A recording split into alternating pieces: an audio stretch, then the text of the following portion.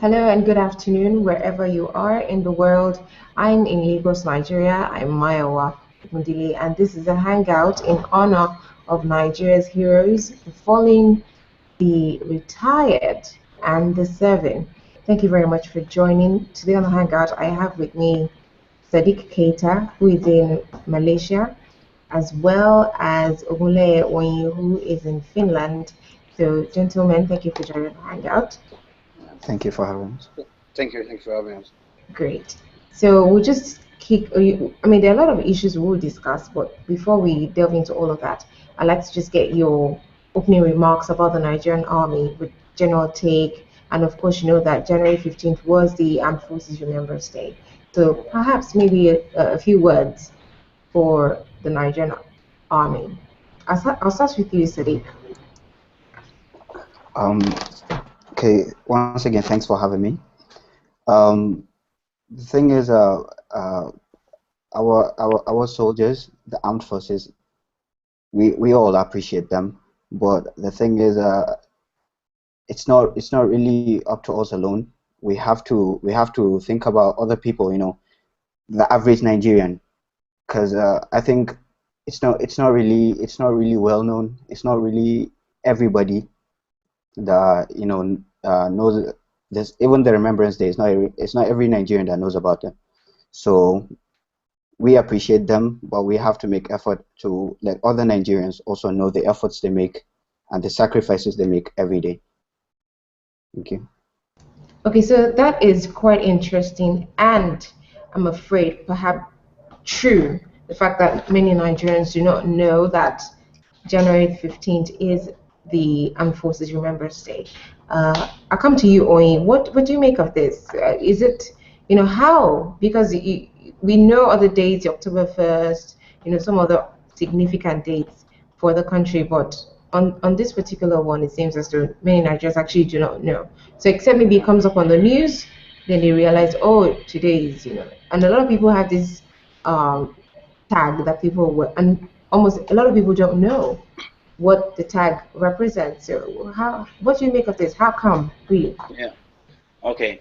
Thanks for having me as well. Anyway, I think I'm among one of those that actually didn't actually remember the date as well, like celebrating the armed forces and stuff. But it's very clear. Um, People don't remember that particular date because no one cares about, or even the government does not care about the military, about them. It's as clear as that. When you don't care about the forces, not just the military, by the way, even the police, naval and stuff, when you don't care about them, it shows how do you expect the people to care about them, to care for them. So it's very clear. Once the government takes this serious, the people as well will take it very serious. So I think the Nigerian military is one of the best, but they've been facing challenges as well. Okay, not just sabotage or stuff, but they're facing challenges of not having enough weapons and stuff. And I think this has really pulled them back in a way that that have not made them be able to fight the Boko Haram in particular and stuff like that. So Okay, sorry. Quickly, before yeah. you continue, I'd like to understand what exactly you mean by the government doesn't care. How do you mean by the government doesn't care? And what exactly do you expect to see to as evidence that the government actually cares for the army? I'd like you to speak a little more about that. First of all, salaries, their benefit. Listen, um, joining the military. I think someone. Okay. The, is she- Okay, please hold on a second. okay. All right, go ahead. Go ahead, please. Oyin, Okay. please Okay. go ahead. All right. Okay. I'm talking about their benefit, salaries, or whatever thing that's gonna make them feel appreciated. This is what I mean. Like government do not really appreciate them that much, because these people they should be happy being soldiers. They should be taken good care of, and this is what they're not getting. They're not get at the moment. They're not getting it at all. So that's why I said the government do not care about them as well. So that's why the average Nigeria will not even remember what it is to be what's called a Remembrance Day. Okay, thank you. So very quickly, we have new callers. We have Bamishai Victor, who's calling from Ukraine. Hello, Hello? Victor. Thank you for joining, Victor. You're Hello? calling from. Can you hear me, Victor? I can hear you. Okay, great. So you're calling from Ukraine. Yeah. Okay, thank you for Yes, joining the sir. hangout. We also have Saka Ibrahim. Thank you for joining the hangout, Saka. Please, where are you calling from? Saka Ibrahim, can you hear me?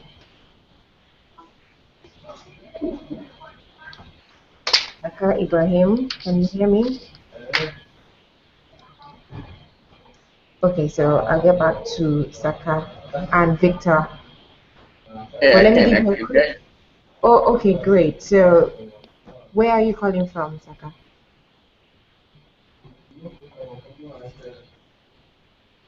From Hello. Kazakhstan. Okay, great. Thank you for joining the hangout. So I'll just give you a quick heads up of what we've been discussing. We're talking about the Armed Forces Remembrance Day, which was on January the 15th. And we're also talking about, we're just taking a look at the Nigerian Armed Forces, the fallen, the retired, the serving, the issues, the feelings that Nigerians have towards them. Of course, we have to mention the fight against Boko Haram and all these things. So these are some of the things we'll be discussing. And I think something worthy of note that we have mentioned thus far in the hangout is that a lot of Nigerians do not remember January the 15th as the Armed Forces Remembrance Day. So we're trying to find out here, why is that really, before we move on to other things. So Bamishai Victor, I'll start with you. What do you think, why do you think, how can you explain the fact that many Nigerians do not know that January 15th is the Armed Forces Remembrance Day? Perhaps except they see it on the news, then they remember. But of their own accord, a lot of people do not remember. Why do you think this is? I think it's for every day, set apart to celebrate anybody. The priority placed on it by the government government on seat will determine the drive at which the people will go towards it. So I think if the government on seat prioritizes it, if they actually see it as something worth celebrating that much, then there will be no how the people will not remember it and celebrate along. Now, one question to be asked is: I can't remember. It's been a while. I've been in Nigeria. Is there a public holiday on January 15th? Not that I know of. Okay, I don't good. think so. So when there's no public holiday, everybody goes about their normal activity. So what is it there to celebrate? Just like asking how many people know what diabetic do, people who are really not concerned don't know. So, but if you want to make it something worthwhile, then it has to be given more value to by declaring a public holiday, and people understand that we are celebrating our armed forces Remembrance Day. So I think it was trivialized by the government who has been, and that the people follow suit. Okay, thank you very much, Saka. So I believe your audio is better now, or maybe your internet connection. Yeah. Okay, so before I Yeah. ask you the same question I've asked everyone else, which is why they think Nigerians do not really remember, they do not always remember that January 15th is the Armed Forces Remembrance Day. I'd just like to take a few words from you, what you feel about the Nigerian Armed Forces, perhaps a few words to honor, you know, our soldiers. Uh, Presently, I think the Nigerian military or the Nigerian armed forces, they are not in the best shape at the moment, probably due to the lack of negligence by the political circle. And I think for every country, the armed forces is very important because without the military, the democracy stuff cannot work properly. They play their role as well, so we shouldn't just look at them as if they are not so important. They are much more important. We should celebrate them. I think they should declare a public holiday to recognize these people. All And right. if it's possible that day, we should all put on green, white, green to respect these people because it goes a long way. You can see how America and the British, how they celebrate these people when it comes to their day. I think it's very important. Also, in Russia, they respect their military. So we shouldn't forget these people if you want our country to function properly. That's my own contribution. Okay, thank you very much. So very quickly, let's talk about the issues. Um, let's start off with our fallen heroes. I know that all the things we have mentioned thus far, you know, also speaks for our fallen heroes and all of that. But I'd like to find out what we think of how the people and as well as the government have treated our fallen heroes. Do we give them enough respect? Do we give them enough honor? What are the things we're doing for them, really, to show that we appreciate them? I know that we've mentioned a public holiday, but what are the other things that you feel we need to do as a people to appreciate our fallen heroes, those who have laid down their lives for us? Do you think that we're doing enough to appreciate these people? I'll start with you, Oyin.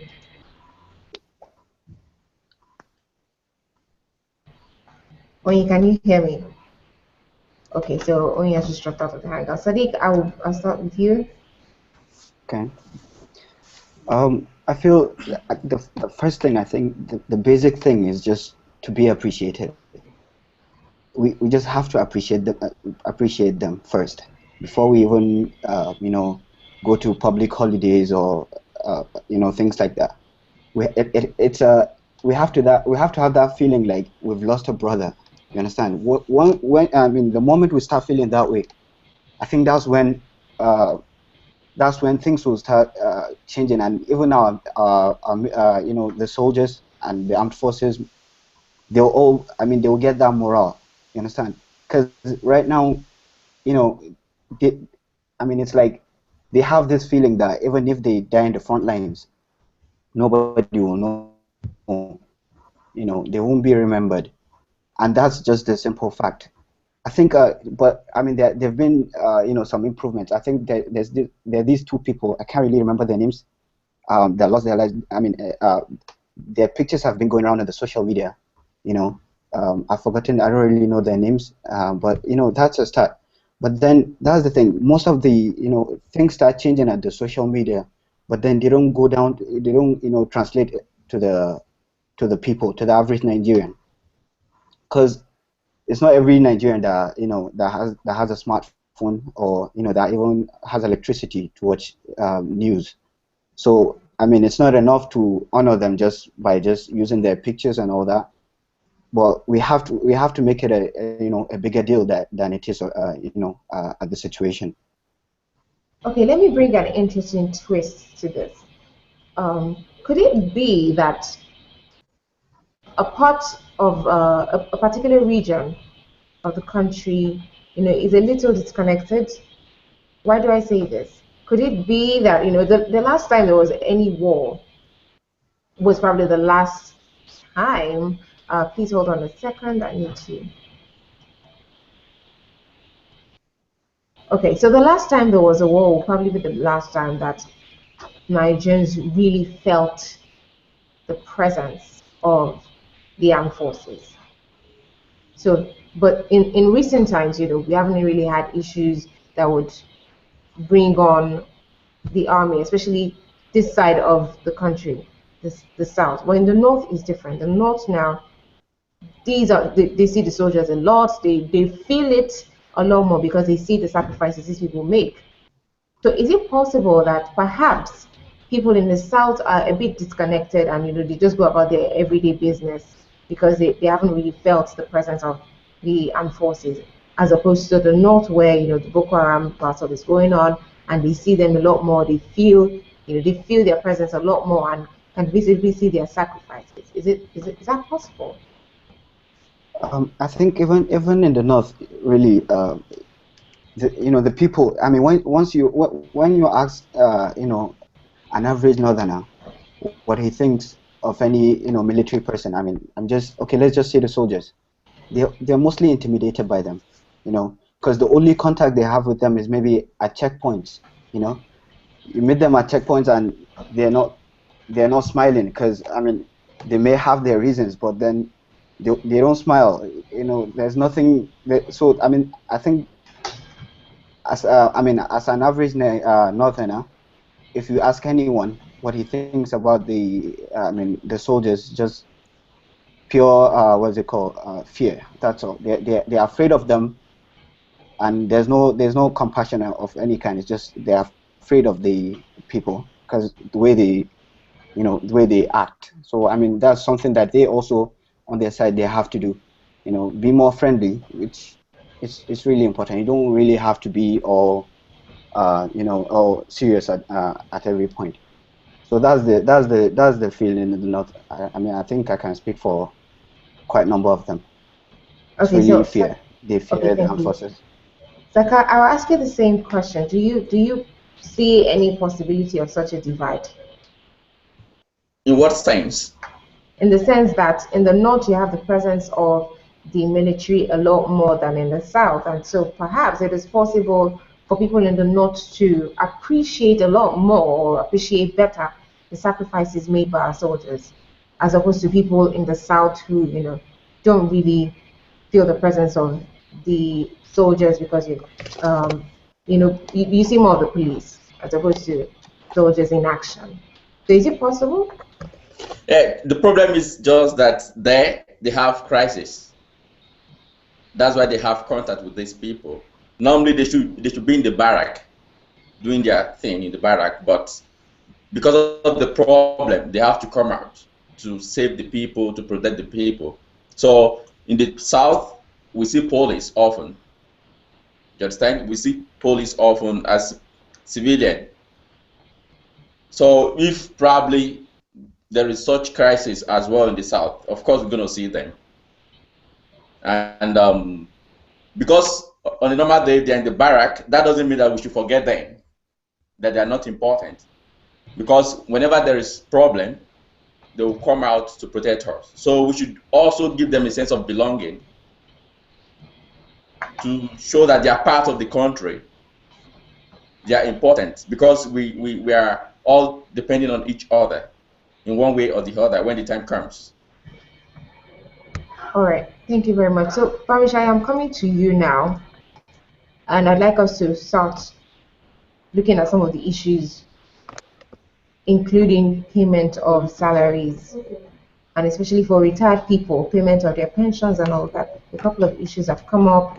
Armed Forces Remembrance Day, some people protested and said, we're not being treated the way we should. So, what do you make of all of this, and why should we be having issues such as this? I know that issue of pension is a common thing in the country. You have even civil servants always complain about pension. Now you have soldiers complain about pension. What is the problem? What do you make of all of this?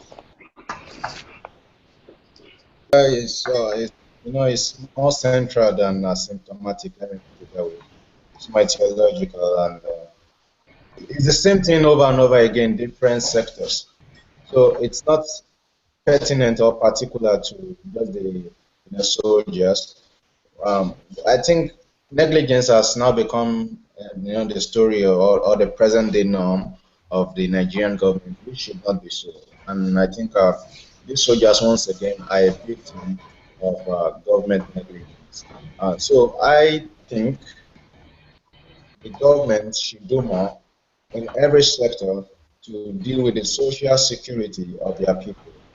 That everybody should be paid their entitlements.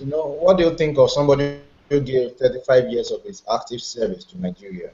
What do you think of somebody who had, a lot of opportunities? I'm not right now in Ukraine, and imagine I'm a medical student, and imagine after my medical studies, after I graduated, of which I think I'm studying meritoriously right now, and I get a lot of offers to be retained back here, and I still decide to, heed the clarion call of my country, and I give 35 years of meritorious service to my country, only to be treated like a, service. It's inhumane, and I think the Nigerian government should look into that. Then talking about the appreciation of the armed forces. I am a firm believer of the fact that the appreciation should be national rather than ethnic or it should not be based on state divide. It should not be based on language divide or even on religious divide. It's not about where they are actively in operation right now. It should be a national movement to appreciate our armed forces. And this it's looking like the problem the Ukrainian army had. They were not prepared. They were in a state of, let me quote Honorable Patrick, in a state of dismal Pisma. They were just like that until the Russian insurgency, ravaged them, and they started coping instead of being on top of the situation. So I think more we should pay more we should pay more attention to the army. They should be provided with the necessary instruments. The life of every Nigerian counts. It doesn't matter what they are, walks in life. It doesn't matter where they are working, where they are serving. It doesn't matter if it's a soldier. I do not want a Nigerian soldier at the mercy of an insurgent. So imagine them going to fight with weapons that are outdated, and sometimes maybe with little bullets. It's like a suicide mission. I don't want any Nigerian soldier going on a suicide mission, as much as they are risking their lives for us. Yes, but sending people to go and die on the battlefield without appropriate, without appropriate equipment. How many of them can send their sons there? So I think they are just being inhumane. And at the end of the day, these people say, give us good weapons before we go and fight, and you are caught materially dead. That is wrong, and it's so inhumane. That is not who we are as Nigerians. And I want to call for a no against that. It All should right, be a no. These people are giving us their all, and they should be appreciated nationally. great. So, very quickly, I want us to discuss because I know you're in all you gentlemen on Hangout are in different countries, and I know that no matter how long you've been there, you must have noticed one or two things concerning how the government treats the army, how people treat the army, what benefits, what is it like? Someone mentioned the fact that in Nigeria, people respond to the army a lot in terms of fear. People fear the soldiers. You see a soldier on the road, you have cause to fear them. Some of the things that they shouldn't be doing at times, like recently, some of our staff, members of staff had run with soldiers. They made them do some really interesting things. I would say, you see pictures of army telling civilians to lie down flat on the road. I mean, these are things against the constitution. And so I just want you to give me what it's like in the country you are in, and what you know of the situation in Nigeria. Just do a comparison of the situation and what should not be, or how to make things better. I'll start with you again, Victor. Oh, okay. I think the truth be told, the Nigerian army also go they trespass their boundaries as to what they are called to serve. I mean, their constitutional roles. In the country where I am, the soldiers stay in their barracks, and when they are in the city, they obey every constitutional principle. That's why there's a difference between a policeman, and a soldier. The soldier are meant to be in their barrack, and each time they are in the, except it's like an operation, so to say, they are as civil. They should be as civil as possible. That's why you see in America, a soldier can be arrested as long as it's not in his barrack. He can be arrested. He's need to face the same civil laws every other civilian faces. They are not above the law, and I think Nigeria has treated them as such. And I think basically it's a phobia that has been due to the fact that we've had a lot of military regimes, and people have still not gotten out of that fear.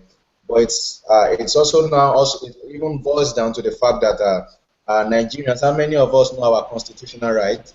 How many of us can defend our constitutional rights? How many of us can defend another Nigerian civilian when he's been abused by these, let me use the word soldiers now, but when they begin to abuse, they become zombies.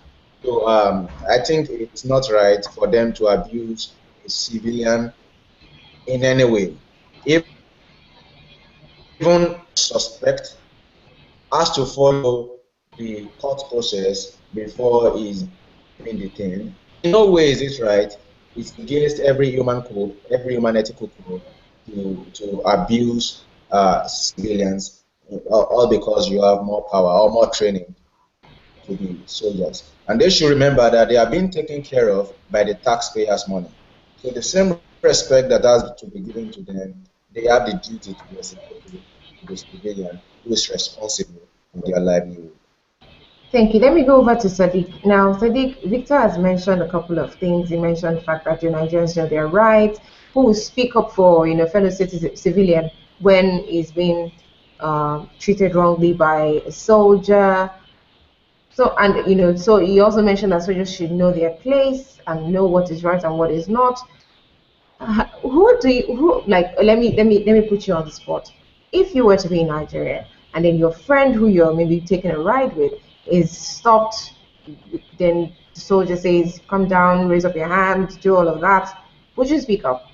I mean, because a lot of people fear the soldiers. So I want to put you on the spot. What would you do? Honestly, I would just obey. Honestly, I would just obey because the thing is, before the law can take it, its effect, you've either dislocated a shoulder. I mean, you've suffered already. By the time anything can happen, that's just a pure fact. You understand? So like I mean, there are cases that of people being shot dead, by these soldiers. I haven't confirmed it, but I mean, I've heard a lot of rumors. So I mean, if they can do that, I mean, if they tell you to just kneel down or lie down flat or whatever, I wouldn't really argue with them because it's like they are above the law. That's just a simple fact. And So then, who should let them know? Who is going to bail the cat? it's the government. They are the people that put them on the streets, right? They're normally, they should be in the barracks. They received an order because they can't be out of the barracks without a presidential order, I learned. So the same quarters of government that gave them that order to come out on the street and to do whatever they ask them to do. Because personally, I don't really think we need them. I mean, more often we don't. I mean, they just incite fear. So if the people that the government that gave them that order, they should tell them, they should remind them, of the law. They have to abide by the law. You know, I've heard several cases of what's it called? Soldiers stopping up a person. They'll tell him to come out of the car, and just one simple mistake. I mean, literally, just give them a wrong look, you can get slapped. You understand? And then if someone has died in that process, then you will be ready to just receive a slap or two, right? And stay alive. But then you see the fact is that the soldier is always at the losing end. They are the ones losing their lives at the battlefield, and at the same time, the people they are protecting, we don't really have good things to say about them. You see, so they're not really heroes. That's just the fact. Right now, they are not heroes to many Nigerians. So the government has to change that. If you send them to the battlefield, give them good weapons. You understand? Give them good weapons, and then make sure you have. You establish a better relationship between them and the people, so that the people really appreciate them. You see, like, because it's like an average soldier in Nigeria. I mean, is seen as someone that is tough, someone that doesn't smile, someone that once you just make the wrong move, he will slap you, he will break your legs. That's what an average person sees a soldier as. You understand? But then you see, it's not really all about. We would like to see the human. The human in them. You understand? You see all these homecoming videos of the American soldiers. You see them reuniting with their family. Then you remember that they also have that. What's it called? They still have that feature. They still have the compassion. They still have the deep feelings. Then Nigerians need to be reminded of that, because we just see the soldiers as, really, sorry to use this word, but monsters. That's what we really see them as. So it's not really good. They are always losing. With the government, they are losing, and with the people, they are losing. So they need better, better publicity. Okay, thank you very much. Now, I want to ask a very interesting question, and I'll ask you, Saka. What role do you think the media has played thus far in portraying the soldiers as heroes? Do you think we've done enough? Do you think there's something we're not doing right? Um, Sadiq just mentioned something about movies. You know, a lot of times Hollywood, I know that they often give us the movie, they put out movies celebrating heroes, showing how gallant they are. It brings, I know that the media always brings things alive when it brings the struggle alive, you know, when especially when it's visual. So I want you to give a quick analysis of what you think the media, including the movie industry, you know, has done thus far. Do you think we're doing enough? What do you suggest? I think pertaining to that question, talking about the media and the movie industry, I think they still have a long way to go, because in trying to maybe kind of advertise or sanitize, or maybe trying to put them to the public view as being good, there are some things that need to be done. And also the media should try as much as possible to work hand in hand. There should be kind of synergy between the media and the armed forces, because the media should play the role of education, enlightenment, and entertainment. In doing this, you try to organize maybe seminar if possible, but it takes a lot of time, resources, and kind of reform. Have been done in Nigeria is just like private or individual. The government is not helping matter. So we just have to forget about the government because they're not doing anything. What we are seeing that's probably happening there is maybe from private people. If you are talking of media, are you going to talk of NTA? So these are the kind of station or channel that should be playing the leading role in sanitizing or in enlightening the people and how important the military is. But it's just unfortunate that they are not paying so much attention. We only pay attention to these people when we have problem, this fire brigade approach, and it's not working. It's not working. I'm very sure that after this Boko Haram stuff, we'll forget about the military. I know that. We'll surely forget about them. We are talking about them now because we have crisis in the north. So that should be continuous. We shouldn't just remember them when we need them. We should be educating them. We should be kind of organizing seminar every time to be lubricating their system to show that they belong to the society. And in doing this, the media, the Nollywood, or whatever the name is, should try to work together. They should try to provide like a reform or program, and they should seek advice from someone that's going to help. We shouldn't just, because the government presently, I think the government is weak. They're helpless. So they should go to some experts who can help. That's what I think should be done. Not just for the government, because I think they have nothing to offer as at this time. All right, thank you very much. So in wrapping up this conversation, I'd just like to get your closing remarks. Perhaps there's something you'd like to contribute to the conversation, which perhaps I've not asked any question in that line. This is the time to do so. So Bamshai, Victor, I'll start with you. Your closing remarks. My closing remark is that the soldiers should act and be heroes that they are, and the media should report what is true. We don't need the media trying to whitewash the devil or trying to blackwash an angel. So if they are acting as zombies, we should understand the media should report that they are zombies. And if they are acting like heroes that we pray they are, then they should be. Then there should be an end to this, imperialism by the soldiers themselves, so to use the word, whereby they make jungle out of a city by, uh, forcing down on the people uh, disciplinary actions that are not their duty, so to say. And most times they do that, even out of the law.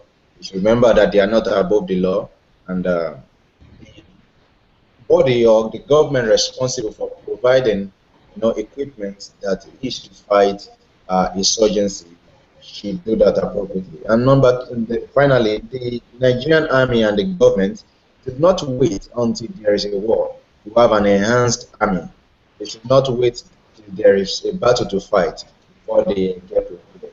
I've learned from a very wonderful teacher that the very best way to defend is to attack. And I do not mean to attack people, I only mean to be proactive. So the best way to defend this nation is to be proactive with our military, such that they are prepared by time. They are prepared at every point in time. And anything that is needed to even keep insurgency out of place should be done by the government. And I think we should, as citizens, celebrate our Nigerian soldiers. They are truly heroes. But many of them who have died, they should be given the national honor that they deserve.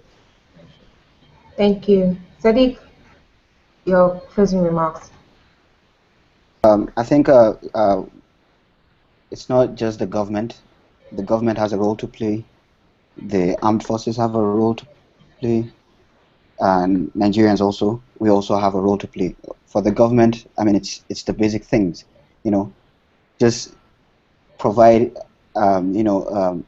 weapons for the army. Don't just send our soldiers to their deaths. Give them what they need. I mean, I watched a report on CNN that a soldier was saying that they have to buy their own uniforms. I mean, if that is true, then we are really in big trouble. If they have to buy their own uniform, then we are not even talking about weapons. Then their own uniform. I haven't confirmed. I mean, what's it called? I haven't heard any government personnel saying it's not true. I've not heard any any response from the military. So that's what I'm assuming now, that they buy their own uniforms. So the government should provide them with their basic needs. Then for the citizens, we have to appreciate them, even though they are not helping matters with how we see them, but we have to know what they do, and as the social media can help there. Not just on Twitter. You can make shows. You can just dedicate a show, a program, show their efforts. And then for the armed forces, be friendly. Show your good side. I mean, we hardly ever see it. So it shows that you are human too.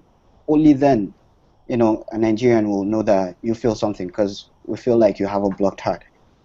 So I think that's all we have. Okay, so a very quick question before we wrap this up. Is it possible that corruption is rampant in the military itself, which is probably why we hear some of these things, which nobody can actually verify and say it is true for a fact, because a presidential spokesperson had actually commented about that report, saying it was untrue. But let's assume, but it wouldn't be the first time we're hearing issues, such stories. It's not the first time we're hearing such stories, in the army. Is it possible that corruption is in the army, and perhaps some people at the higher levels are not letting people at the lower levels enjoy the benefits they should enjoy? Is this possible? Definitely. I mean, every year the military has a budget, right? I mean, the armed forces, they all get budgets. You will hear debates, in the House on the funds for procurement of arms. Where's the money going? You understand? Where are all the weapons? Are they even bought? Even if they buy them, do they really give them to the to to the army? Do they give them? And then it's like it's definitely corruption. Just like basically every problem in Nigeria, it comes down to corruption. So yeah, definitely corruption has it's a factor. Corruption is a factor.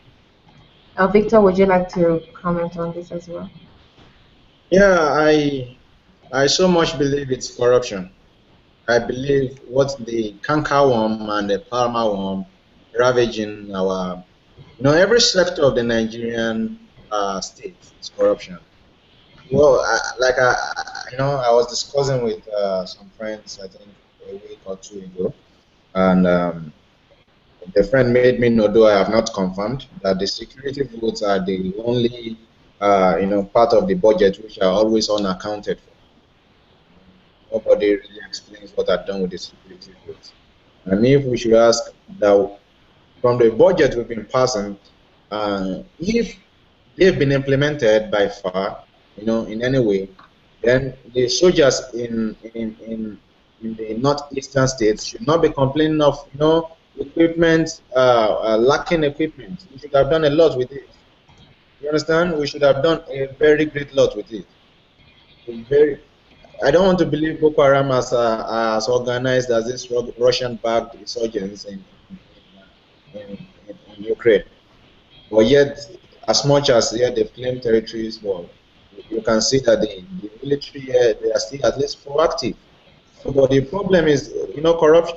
Even here they complain of corruption, if they complain of corruption to the extent they are doing something about it. What is the Nigerian government doing about corruption in every aspect of governance? When you hear a sitting president saying there's a difference between stealing and corruption, obviously then the Nigerian army, the senior officials will be stealing and believing that they are not corrupt. And nothing will ever go well with the army in itself. So I think corruption should be dealt with in the Nigerian army and every sector alike.